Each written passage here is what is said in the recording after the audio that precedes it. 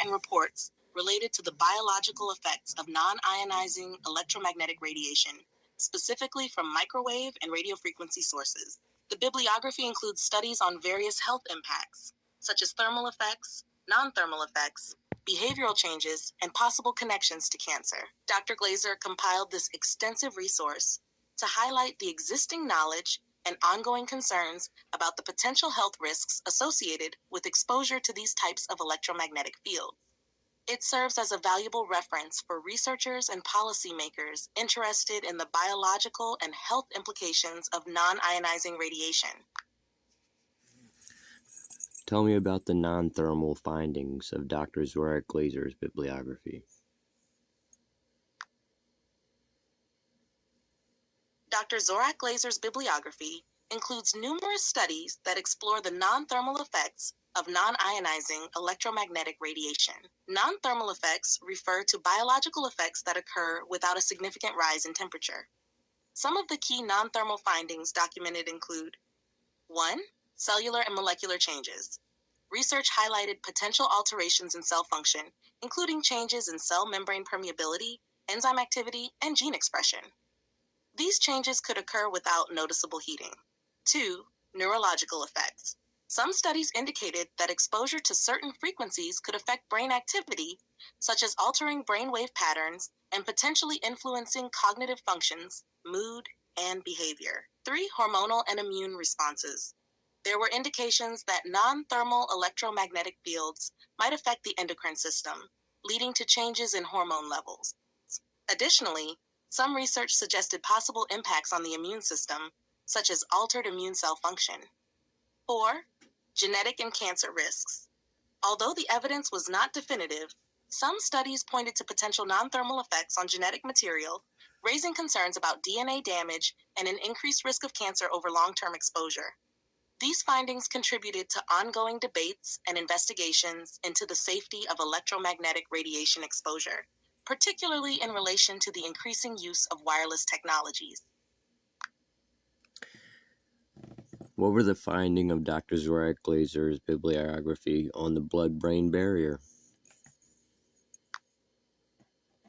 It seems like you might be referring to Dr. Zorach Glasers' bibliography. While Dr. Glasers' work covered a broad range of topics related to electromagnetic radiation, including its biological effects, there were findings concerning the blood-brain barrier. The bibliography compiled various studies that investigated the potential impact of electromagnetic fields, particularly microwave radiation, on the blood-brain barrier, BBB. The blood-brain barrier is a critical structure that protects the brain from harmful substances in the bloodstream. Key findings related to the blood-brain barrier include 1. Increased permeability. Some studies reported that exposure to certain frequencies of electromagnetic radiation could increase the permeability of the blood-brain barrier. This means that substances that normally wouldn't enter the brain might be able to pass through more easily. 2. Potential health implications. The increased permeability raised concerns about the possible entry of harmful substances, such as toxins or pathogens, into the brain, which could lead to neurological disorders or other health issues. 3. Experimental conditions. It's important to note that these effects were often observed under specific experimental conditions, and the implications for real-world exposure levels were not always clear. These findings were part of a broader conversation about the safety of electromagnetic radiation, particularly from everyday sources like mobile phones and Wi-Fi. The concern was that even non-thermal exposure could potentially affect the blood-brain barrier, and by extension, brain health. What were the findings on the cardiovascular system? Dr. Zorach Glasers' bibliography included various studies that examined the effects of non-ionizing electromagnetic radiation on the cardiovascular system. Key findings in this area involved several aspects. 1. Heart rate and blood pressure. Some studies indicated that exposure to electromagnetic fields could influence heart rate and blood pressure. There were reports of both increases and decreases in heart rate, as well as changes in blood pressure, depending on the frequency and intensity of the radiation. 2. Electrocardiogram, ECG, changes. Research included in the bibliography suggested that electromagnetic radiation might cause alterations in ECG readings, indicating potential changes in heart rhythm and function. These changes were often subtle and not fully understood. 3. Blood flow and microcirculation. Some findings indicated that exposure could affect blood flow and microcirculation, potentially leading to changes in vascular resistance and overall cardiovascular function. 4. Long-term health implications. While acute exposure effects were more commonly studied, some research suggested possible long-term cardiovascular health implications, such as increased risk for certain heart conditions.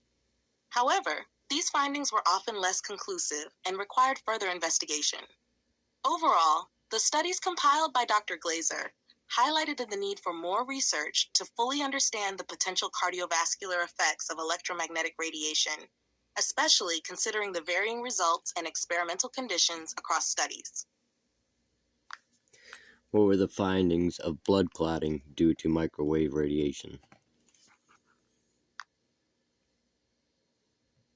Dr. Zorach Glasers' bibliography documented research on the potential effects of microwave radiation on blood clotting. The studies in this area focused on understanding whether microwave exposure could influence hemostasis, the process that causes bleeding to stop, which involves blood clotting. Key findings included: 1. Changes in coagulation factors. Some studies indicated that microwave radiation might alter the levels or activity of various coagulation factors in the blood, potentially affecting the blood's ability to clot. These changes could be an increase or decrease in the clotting tendency, depending on the exposure conditions. 2. Platelet function. There was evidence suggesting that microwave radiation could influence platelet function either by activating platelets or altering their aggregation. Platelets play a crucial role in blood clotting, and any changes in their behavior could impact clot formation. 3. Fibrinolysis. Fibrinolysis is the process of breaking down clots. Some research indicated that microwave exposure might affect this process, potentially altering the balance between clot formation and dissolution. 4. Mixed results. The findings were not entirely consistent across all studies, with some showing significant effects and others finding minimal or no impact. This variability could be due to differences in experimental setups, radiation doses, frequencies, and exposure durations. Overall, while there were indications that microwave radiation could influence blood clotting mechanisms, the results were not definitive. The studies highlighted the need for further research to clarify these effects and understand their potential health implications. At what level were frogs' heart rates altered, according to Dr. Zorach Glasers' bibliography?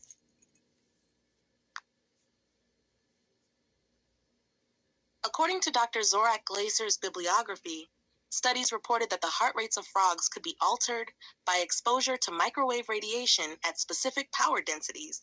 The alterations in heart rate were observed at relatively low levels of exposure, sometimes as low as a few milliwatts per square centimeter, watts per centimeter square.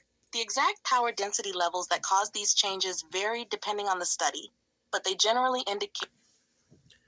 What is the common exposure level for an American citizen?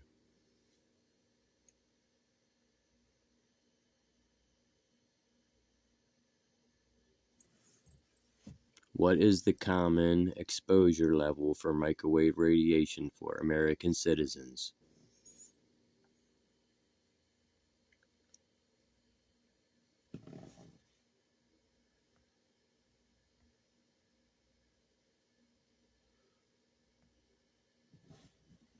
What is the common exposure level for American citizens to microwave radiation?